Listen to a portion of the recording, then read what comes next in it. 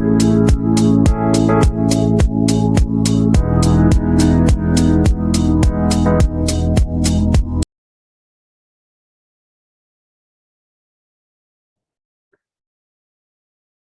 all of you. Hope you're watching all the revision lectures and taking notes along with it so that you can revise now and keep listening to these videos again and again repeatedly so that you keep revising the provisions before the exam. Okay, so let us begin with the revision of residential status, right?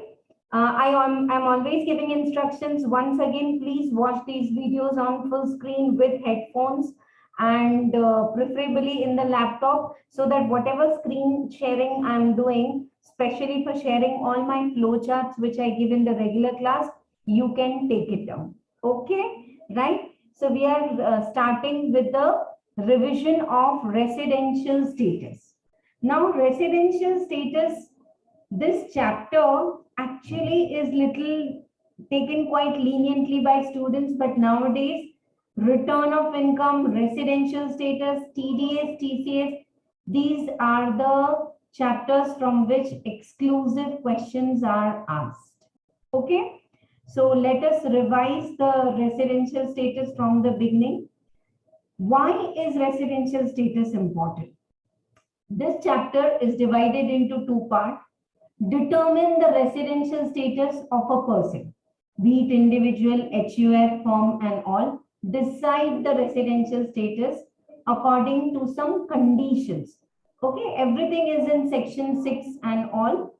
So subsections and all, if you remember, fine. If not, that is fine. 1 second. So let us first decide the residential status of a person. There are some conditions to be satisfied. Once you decide the residential status, according to residential status, we will decide on what income this person will pay tax in India. Is this clear? So what exactly we are learning in this chapter, residential status? Determine the residential status of every person every year according to the conditions which we are going to see. Once residential status is decided, based on the residential status, you will decide whether this income is taxable or not, and accordingly you will compute the income of that person, right? So let us first begin with the residential status of individual. Yes, let us begin with the residential status of individual. Yeah, one more thing, there are two ways of learning. One is you read the theory and then you all have the material. So I'm showing you the flowcharts which I ask students to draw with me in the class. These flowcharts are not to be drawn in the final exam, but the way they are just as a mind map, as a guide, you can go through it very fast, and if you keep revising, your pen will flow and you can solve practical questions of residential status also very perfectly. Weightage of this chapter is minimum 7 marks, right? So let us begin. Here is the flow chart. First, we are deciding residential status of individual. Now, whether an individual, male, female, he is a resident or not, he has to satisfy any one of the basic conditions which are given in section 6, subsection 1. He should be in India for 182 days or more. Are you all reading on screen?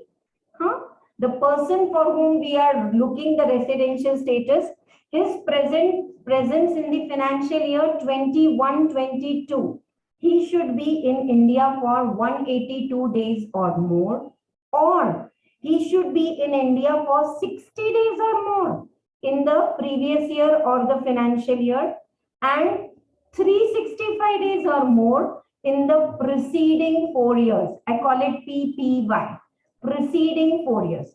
So 21 and 22, he should be in India for 182 days and more, he is resident. Or he is just 60 days in India in 21 and 22. And preceding 4 years, he is in India for 365 days or more. If any one of the basic condition is satisfied, he is said to be resident. Now, very important thing over here is basic condition, any one should be satisfied by individual. And when you are counting these number of days, that is this 182 or 60, these days need not be continuous. In a financial year, you can come, stay in India for 90 days, go, again come and stay in India for 100 days. In one financial year, continuous stay is not necessary. The day you come to India and the day you leave India, both the days are counted. Yes, routine class, you all have solved the problems, how we are doing, so I'm not going into that depth. Now, if you satisfy any one of the basic condition, you are said to be resident. If you are not satisfying any of the basic condition, you came to India, stayed for 40 days and went bye-bye, you are said to be a non-resident. So for resident individual, he has to satisfy any one of the basic condition. Once basic condition is satisfied, then for resident and ordinary resident, additional conditions are there and both the additional conditions should be satisfied. I want to repeat, basic condition, anyone is satisfied, you are resident. Additional condition, both should be satisfied. Are you clear till here? Any doubt is there? Do comment below the video. Those who have joined the booster challenge, you all are there in the group. Just put me a voice note, click the picture, send me. I will clear every doubt. Any book, any problem you have a doubt, not necessarily concept classes material, any book, any doubt you have, you can ask. Chalo, now, additional conditions, both should be satisfied for resident and ordinary resident. He should be resident in 2 out of 10 preceding previous years. You know, one thing very important is basic condition, you check the number of days of presence in the financial year 21-22. Whereas for additional conditions, you check the number of days and everything in the preceding previous years. So, he should be resident in India, not present.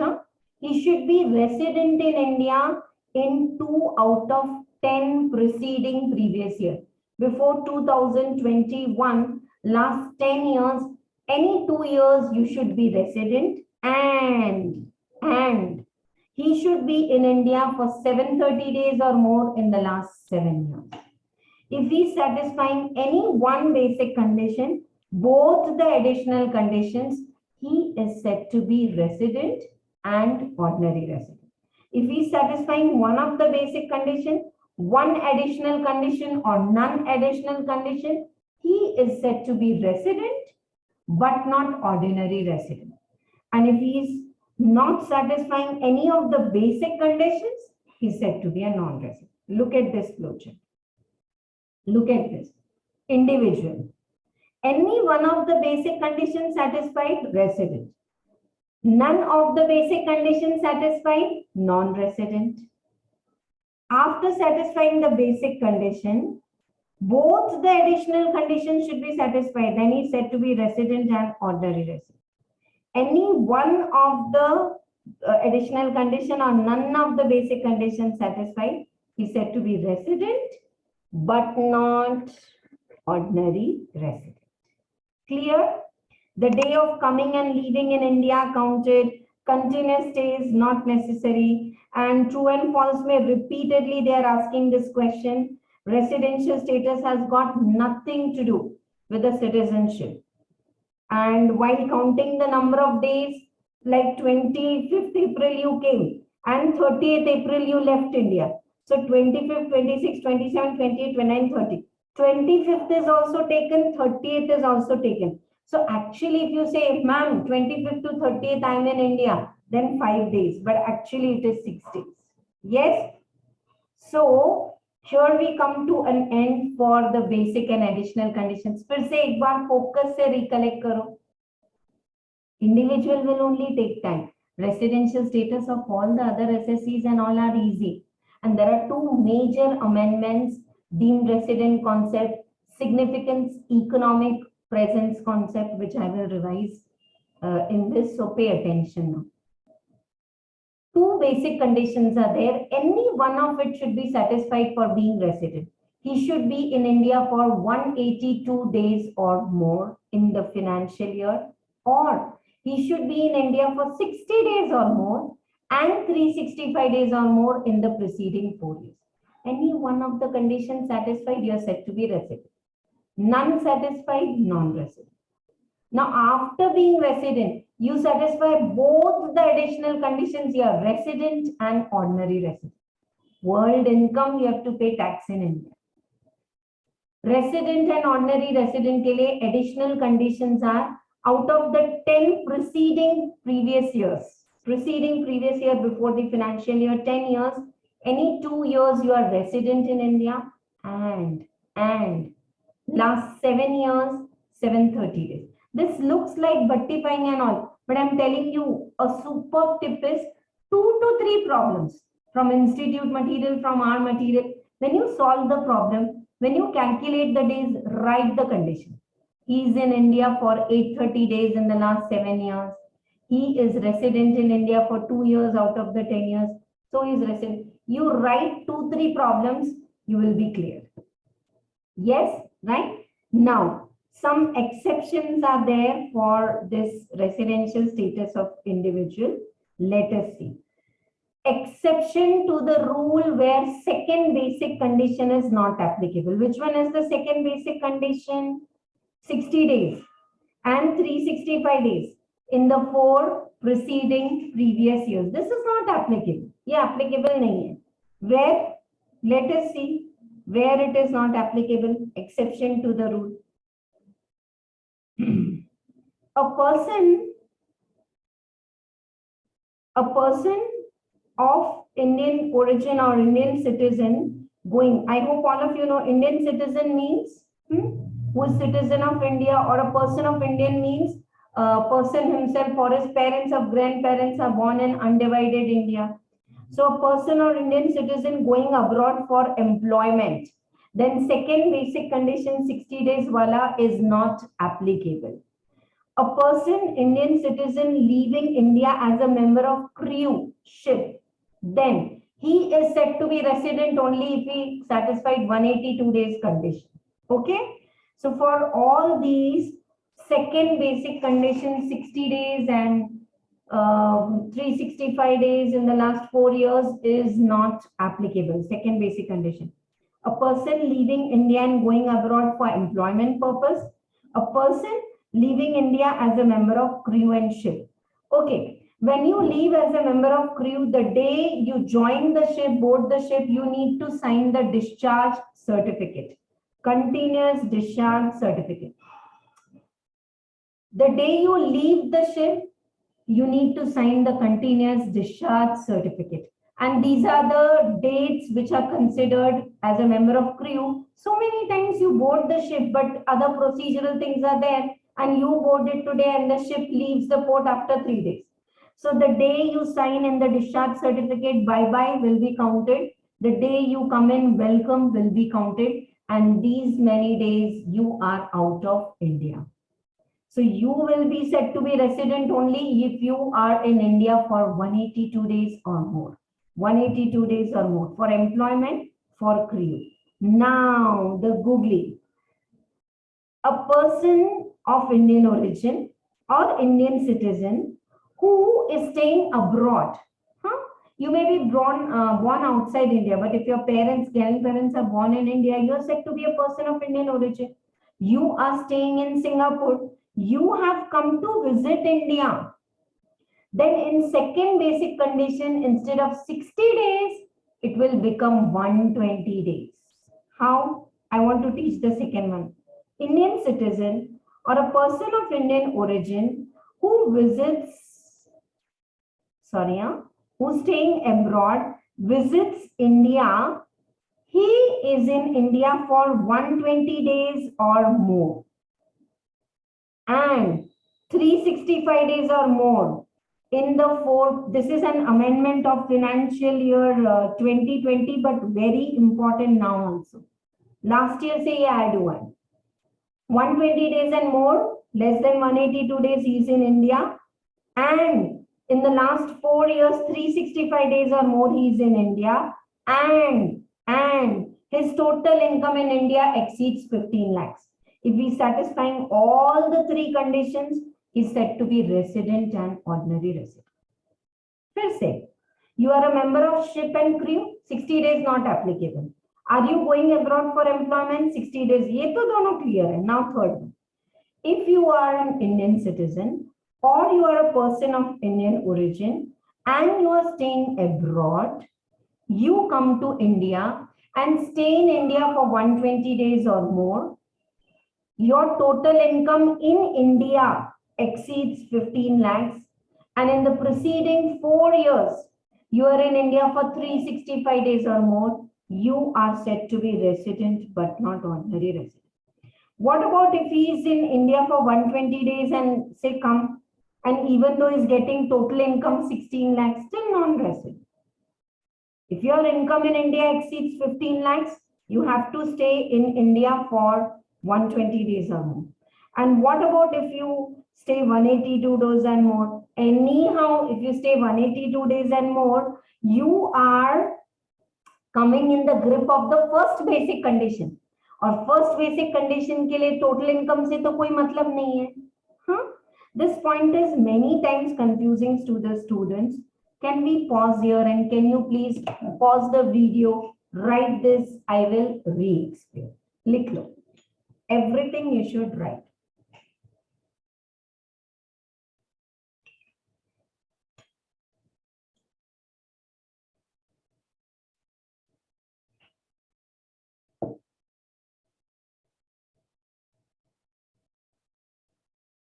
Finished? Let us begin.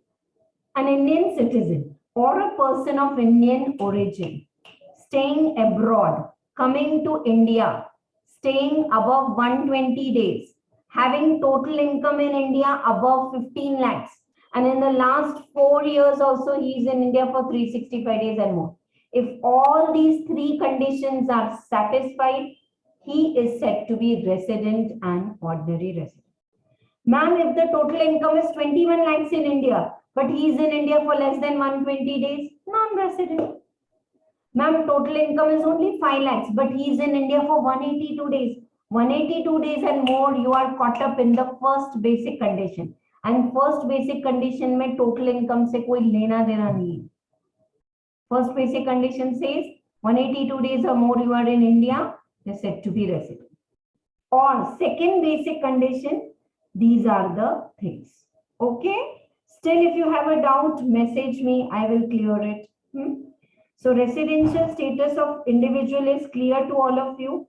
3 exceptions where second basic condition is not applicable. A person leaving India for employment, a person leaving as a member of crew, a person of Indian origin staying abroad, coming to visit India, staying in India less than 182 days.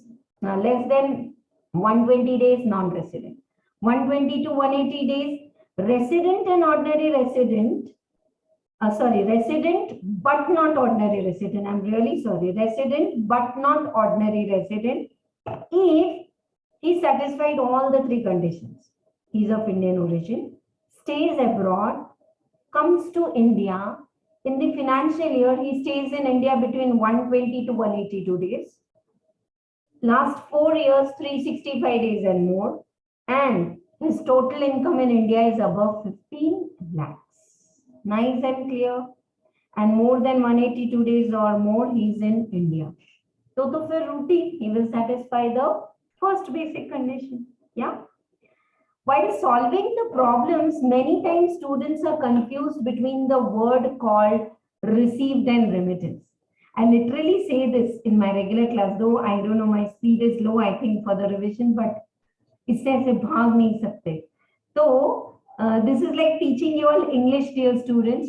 There's a lot of difference in the word income received in India and remittance. Remittances are not taxable. My father is a doctor. He's a businessman. Just giving an example. My father is a doctor in London. he is working in a hospital and he says to hospital, directly send the income in my Indian bank account. So this is doctors, NRI doctors fees received in India, taxable. Now, my father is getting the fees in London. From there, he's sending some amount to me for my education in India. This is remittance, application of income, use. So income received is taxable in India. Income remitted is not taxable. Are you getting? Same way, one more case is there. I am remembering while solving the problems, past untaxed profit brought to India. You all must have watched DDLJ. Yes, Shah Rukh Khan's hit movie Kajol and Shah Rukh Khan.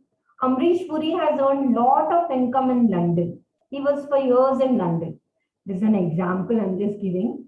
So he closed his business. He winded up his business as London and brought all his earned income in London to India for permanent stay in Punjab. Now, these profits are past untaxed profit brought to India. Why they are untaxed? Because they are not taxed in India. And are they income in India? No, they are capital transfer. Amrish Puri has earned income in London. He has built up capital as London. He has paid tax in London, maybe. Now he's just bringing all that income, his savings in India as a capital transfer. So whenever past untaxed profit are brought to India for whatever may be the reason, they're never taxable. See, this is a revision class. When I'm taking residential status regular class, almost like 7 to 8 classes it goes on. एक दिन एक concept problem मेरे साथ solve करो, homework करो and all. But when I take revision, all past few exams questions ना ऐसे सामने दिख रहे हैं.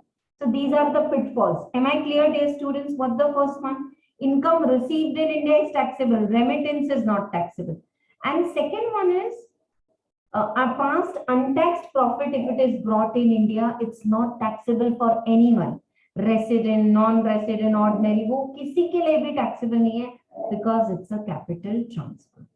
So here we complete with the residential status of individual. Let us now revise the residential status of other entities. Yeah. All right. Look at this flow chart. Residential status of HUF, firm, AOP, BOI, LLP. All. Other than companies and other than individuals, subco. Residential status of Hindu undivided family, firm, AOP, BOI, all. A person is said, say this HUF and partnership firm is said to be resident if control and management is wholly or partially in India. Non-resident if control and management is wholly outside India. Are you getting? What do you mean by control and management? Control and management means the heads and brains of the organization where major decisions are taken. So, a person is said to be HUF. Chalo HUF hi le lete hain. If HUF's all the major decisions, the control and management major decisions, the heads and brains are in India, wholly or partially, they are said to be Indian. And they are said to be non-resident if control and management is wholly outside India. So, once you decide the residential status of HUF firm AOP, how do you decide? Control and management, major decision taking, the heads and brains of the company are in India. Yeah, wholly or partially. They are said to be non-resident if control and management is wholly outside India. Right. Now, firm AOP BOI, that's fine. For firm, partnership firm AOP BOI LLP, either they will be resident or they will be non-resident. Fine. Okay. But now, for HUF, if additional conditions are satisfied by Karta, both the additional conditions are satisfied by Karta, then HUF will be resident and ordinary resident. If Karta satisfied one or none of the additional conditions, then HUF will be resident but not ordinary resident. Firm, LLP, AOP, BOI, this can either be resident or non-resident. So let me tell you one thing, additional conditions are applicable both for 2 out of 10 years, 730 days out of the last 7 years, and all that is applicable either for individual or they are applicable for Karta of HUF. If Karta of HUF is satisfying both the additional conditions, Karta is satisfying, then HUF is said to be resident and ordinary resident. If Karta is not satisfying any of the basic conditions, then they are said to be non-resident, right?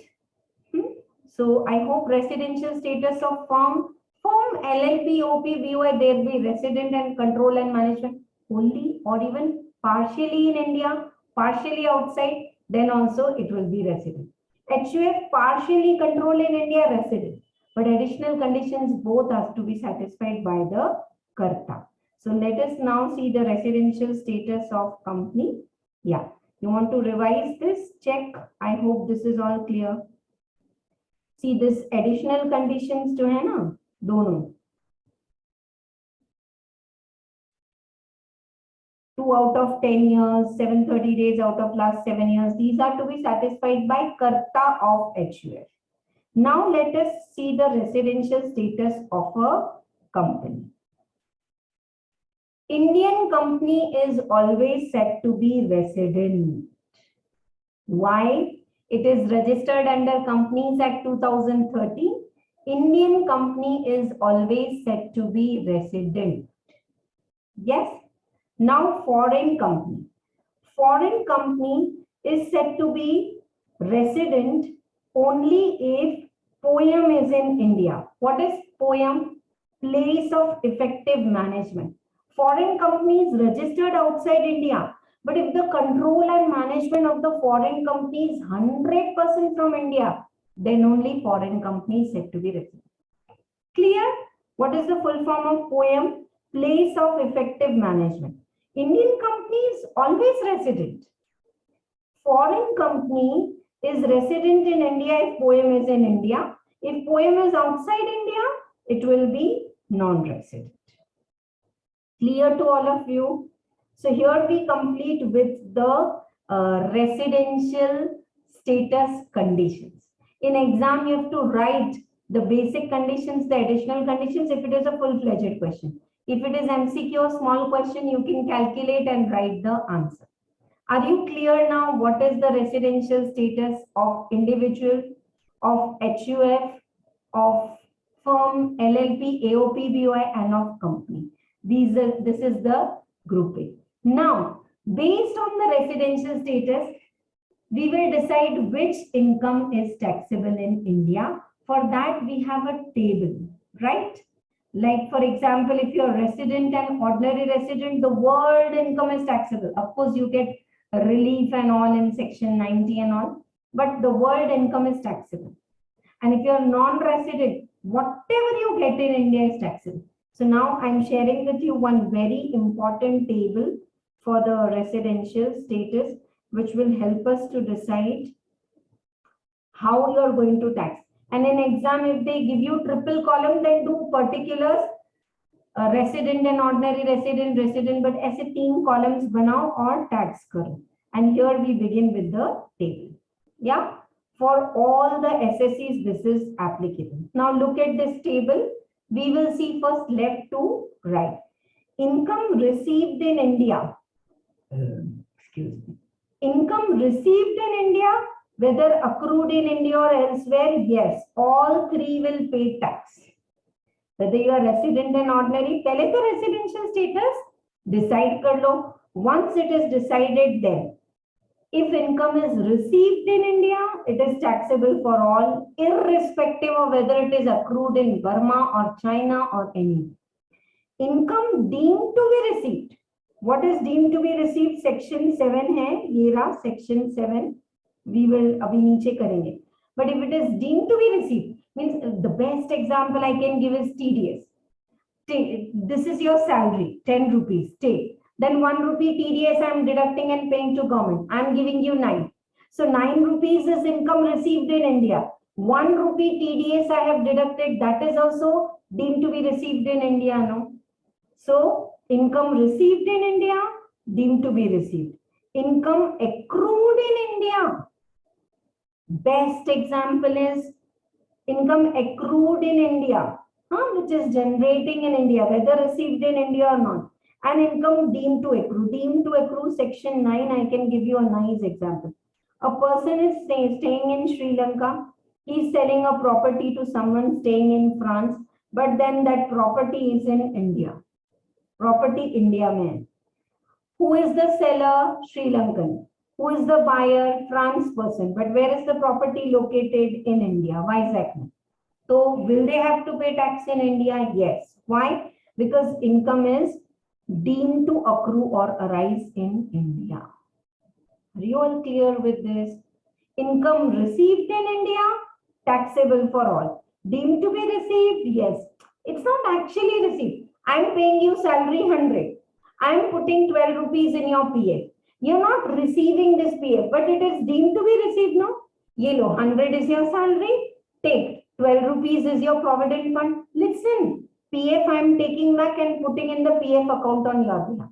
So income received in India, taxable for all. Deemed to be received, taxable for all. Income accrued in India, yes, yes, yes. Income deemed to accrue, yes. These 4 are taxable for all. Now comes the googly. Income received outside India, accrued outside India, from business controlled from India, heads and brains in India. Income received outside India, accrued outside India, but controlled from India.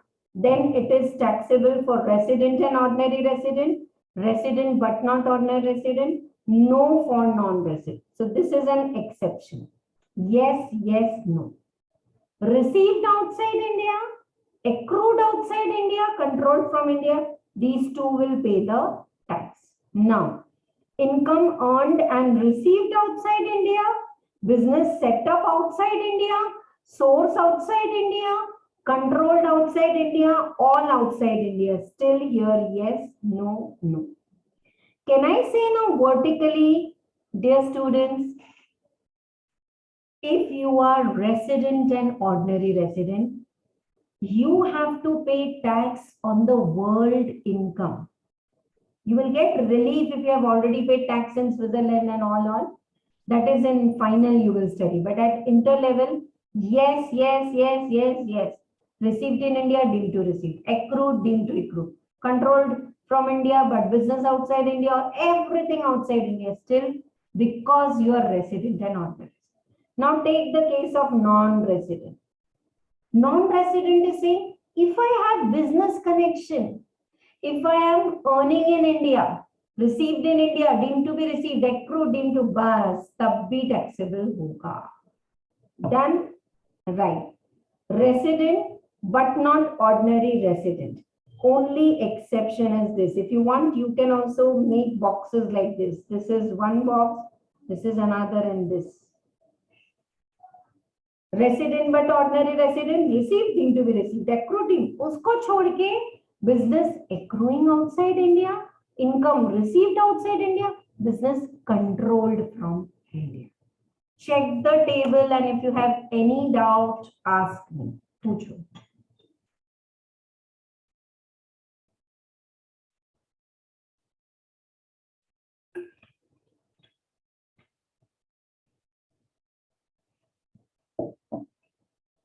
Clear to all of you? This table is not to be buttified. This, if you have in mind, you can solve the question. Interest received in India from, say, UK bonds. No, taxable for all because it's received in India. Income from bonds received and kept in UK, then taxable only for resident. Because non-resident will say, I myself am non-resident. This income is generated in UK. It is received in UK. Why should I pay tax in India? Non-resident has a blunt answer.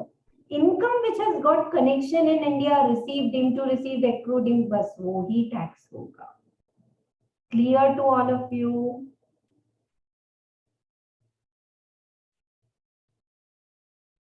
Chale aage? Yeah.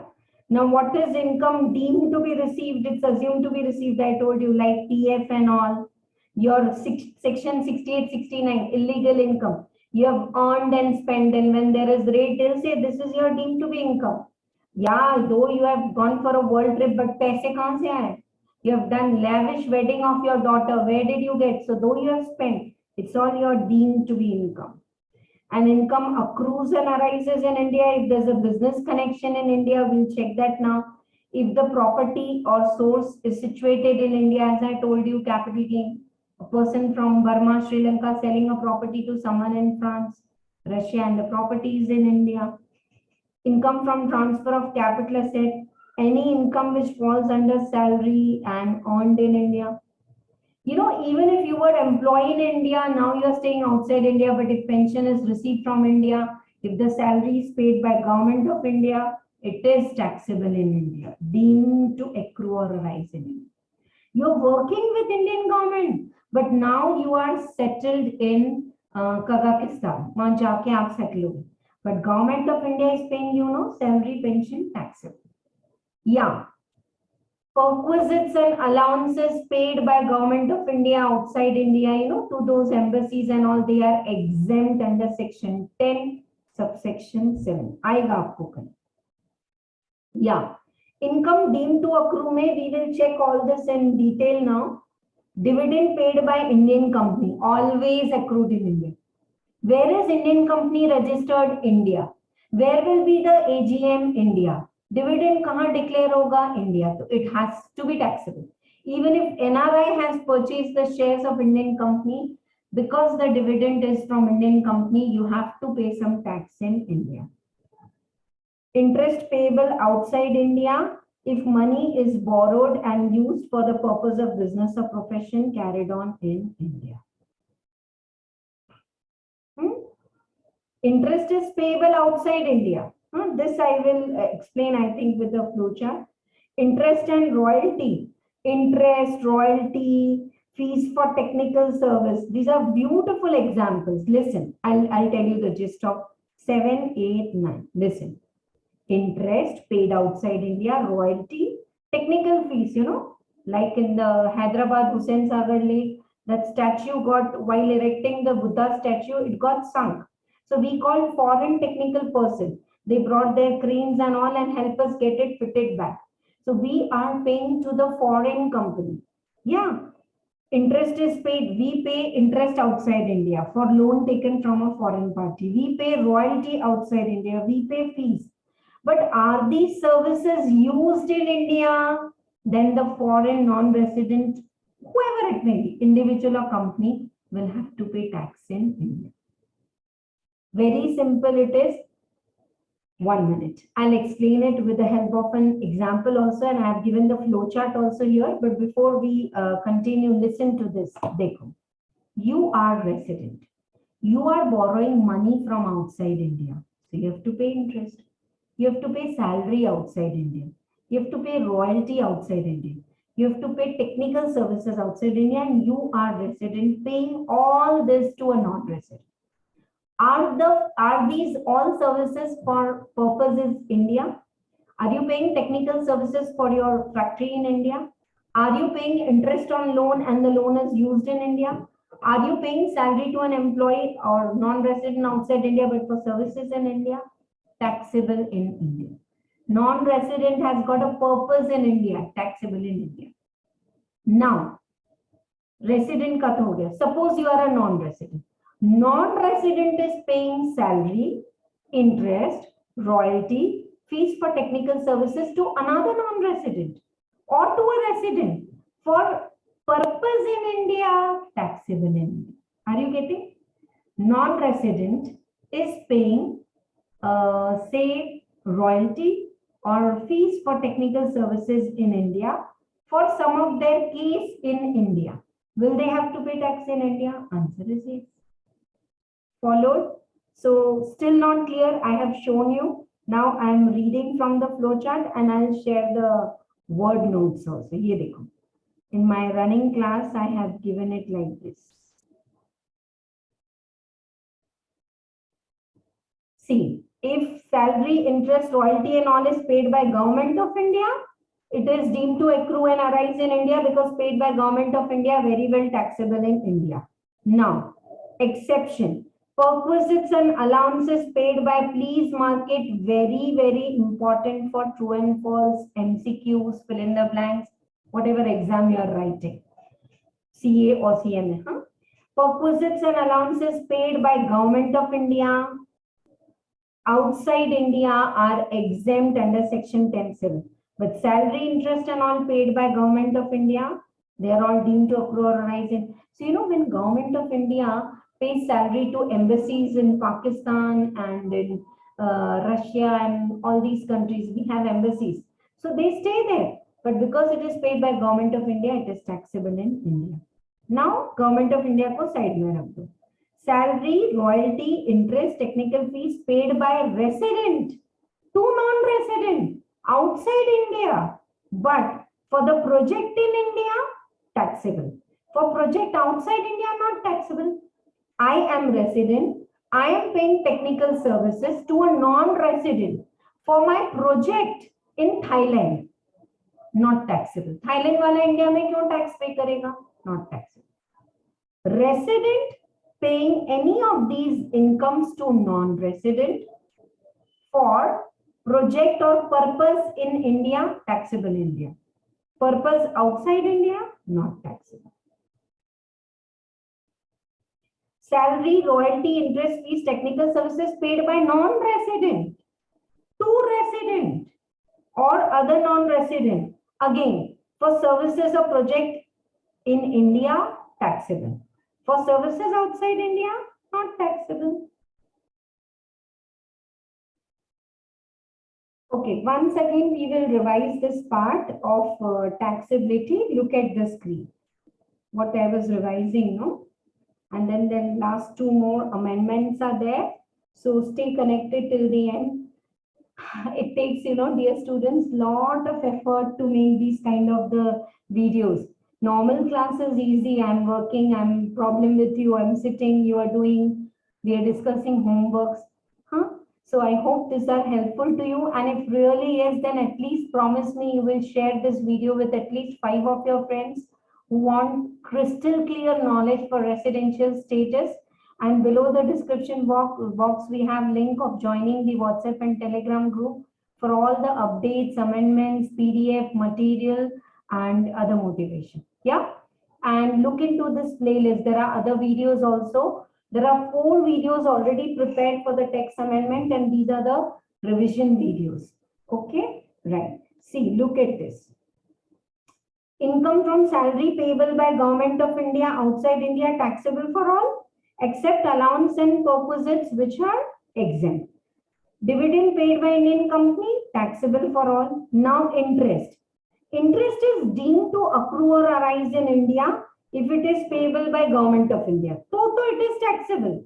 Now, income is deemed to accrue or arise if it is payable by resident person, if it is payable for debt or money borrowed or carried out outside India. That's an exception. Usko chhod ke, it will be taxable. So if a resident is paying to non-resident and if it is used in India, taxable.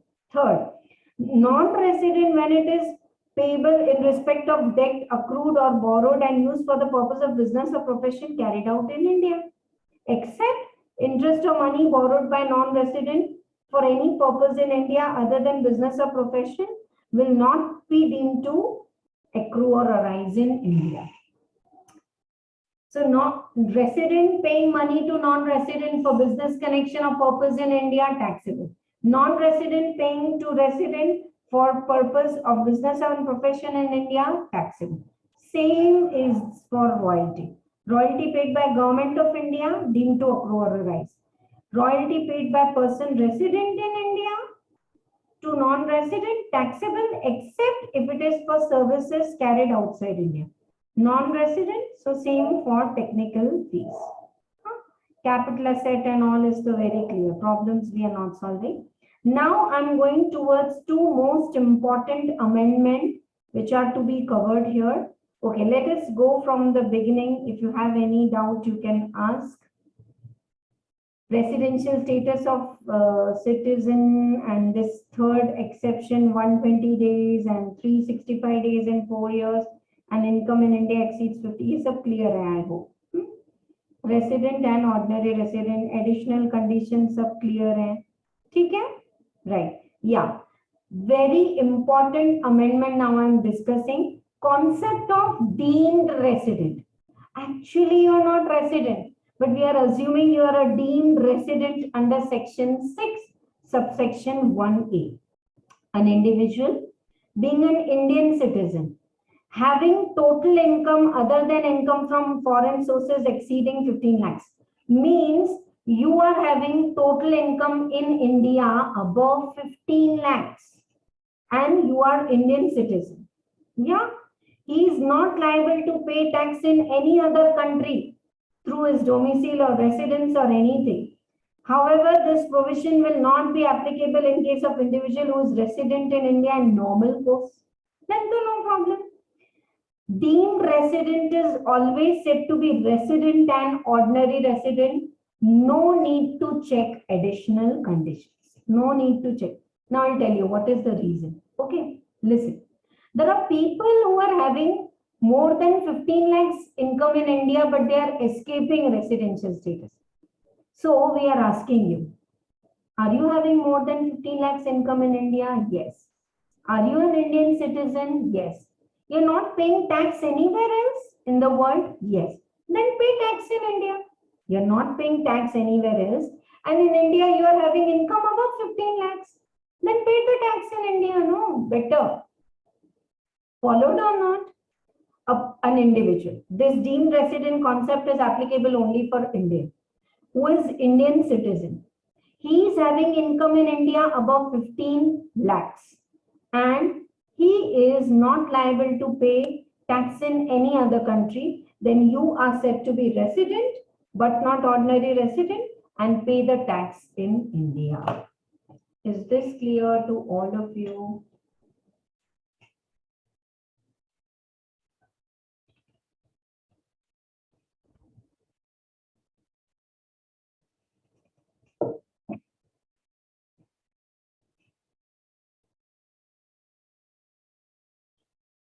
Chalo.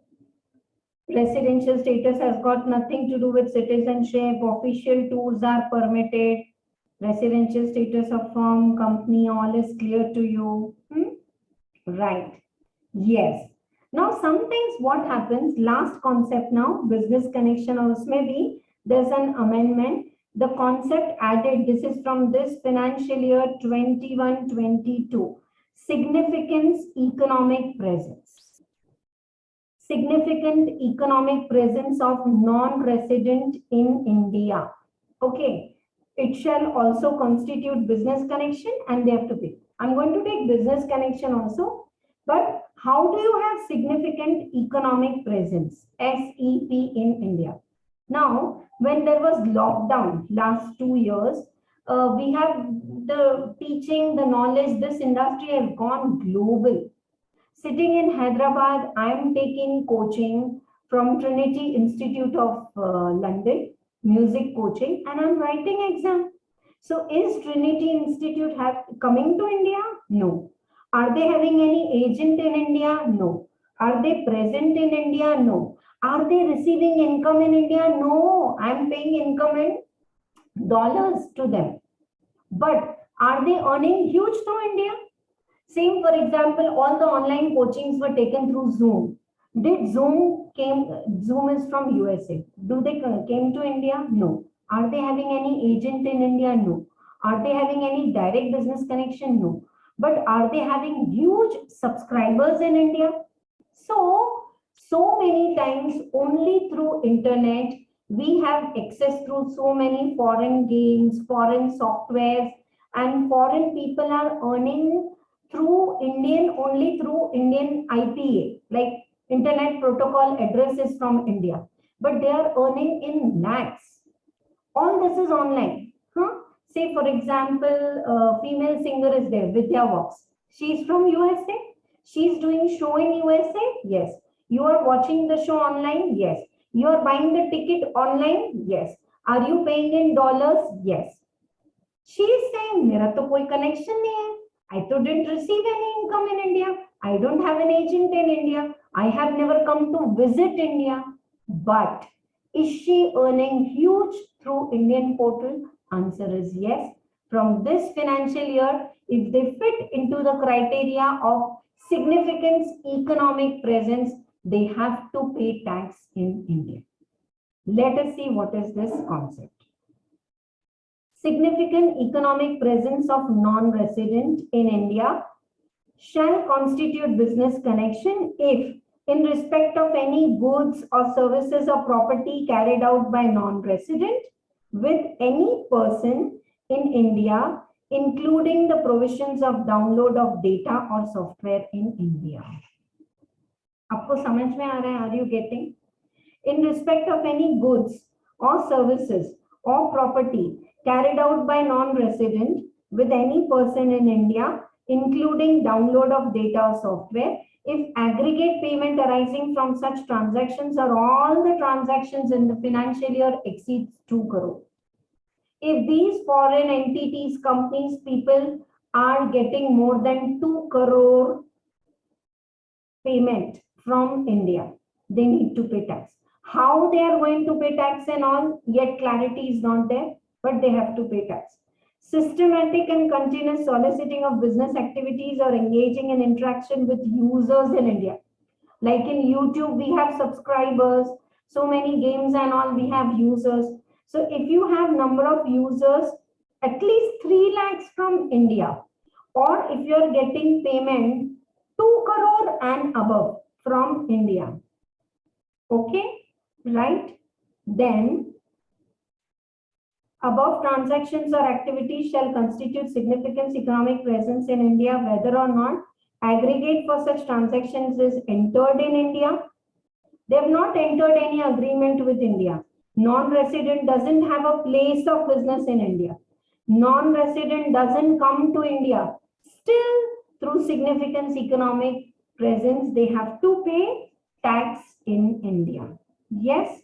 And that is through this way income attributable to operations carried, like income from advertisement targeting customers resident in India, or income from sale of data collected through IP of India, or other goods, all these imported goods and all what you call in India, they have indirectly more than 2 crore payment from India or 3 lakh subscribers, they are said to have significant economic presence and they have to pay tax in India. So what are the 2 important amendments in residential status? And they may ask you question, deemed resident to know, I missed actually, and I don't know how long, फिर से ये video हम सोचते हैं just फटाफट से करें, but you cannot rush dear students. वो जो deemed resident वाला concept है ना, ये देखो deemed resident. So they can give you example like this. Like if you are just in India for 45 days, forget about the day. But Tarak is not taxable in Ramoon. He's not paying tax anywhere else. And he's Indian citizen. Tarak is Indian citizen. He's employed. He's not paying tax anywhere else. And if he's having total income in India, 25 lakhs. Is he a deemed resident? Yes. 10 lakhs? No. So like this, they can give you practical questions and you have to solve for residential status. Okay. And last one, if there is direct business connection, they have to pay tax. What is direct business connection? We have it here. A business connection includes a person acting on behalf of non-resident who has habitually exercised in India. A contract on behalf of non-resident carries out activities are limited to purchase of goods and all. You have an agent through whom you are buying the goods, then you have a business connection in India, or who maintains stocks in India and from here you do the sales. Amazon USA is having one storeroom in Mumbai and through them, then they have to pay tax. Habitually secures order in India for the non-resident. So in any ways, if you are having business connection, you have to pay tax in India. Okay. Exception is that news and views, and if you're just purchasing the goods for export, or if you're coming to India shooting and then showing it on your TV channels in other countries and all, these are the exceptions where it is not taxable. Shooting of cinematography and all in India, you know, foreign Hollywood director is coming to India, shooting the movie in India and then releasing in Hollywood and all. You can't say pay the tax and all your movie income is taxable in India just because you have done shooting in India. So these are, and same way we have professional connections also. Yeah. Like a London barrister who carries out some work or for a firm in Delhi and has earned a professional income. You know, some case is there in Delhi and we have called a barrister from London. Even though we make payment in pounds and all and in London, still it will be taxable in India. Interest, royalty, fees for technical services and all. And one more thing I was looking for. I took 2 amendments, no? One was deemed resident and another is significant economic importance. और एक मुझे कुछ discuss करना था. I hope this table is clear how it will be taxable. Flowcharts, you take it down once by watching the video again and again and it will be clear. Yeah, gift one. I wanted to talk about gift. Gift भी अब से taxable हो रहा है, वो section 9 के list में है. Section 7 and section 9 I have discussed. Last one, ये क्या हो गया with 7, 8, 9 I went directly to the flow chart. Last one, income arising outside India being any sum of money paid without consideration by resident Indian to a non-corporate, non-resident foreign company, whether aggregate of such sum is greater than 50,000. If you are a resident, if you are gifting above 50,000, it is taxable in income from other sources. Now, gift by a resident to a non-resident or anyone.